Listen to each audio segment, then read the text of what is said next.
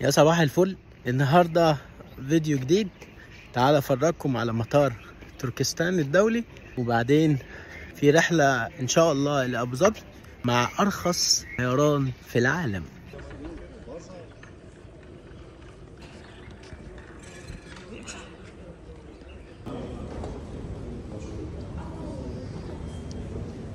احلى حاجه في طياره ويز اير ان كلنا مفلسين، فمحدش هيترسم علينا. طيرنا يا اخي، الواحد حظه كلابي في كل حاجه، استغفر الله العظيم يا رب.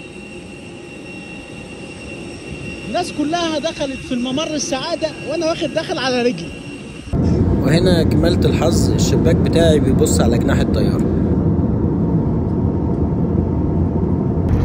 يا اخويا طيارتي دي اللي بنبهوا الناس قالوا احمد عكرة على الطائره، ولا شغلوا له اغنيه الاستاذ مدحت صالح لا هتاخدي ولا كام وليده العشق لو القلب طالع.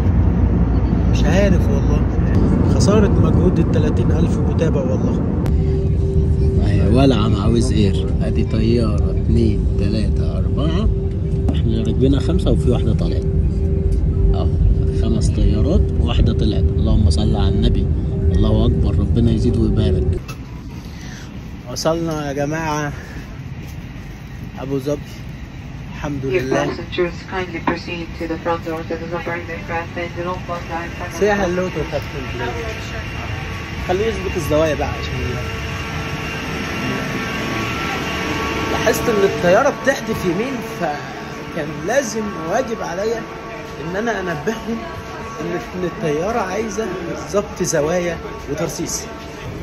يعني وصلنا، قلنا الناس اللي في الطياره مش عارفيني.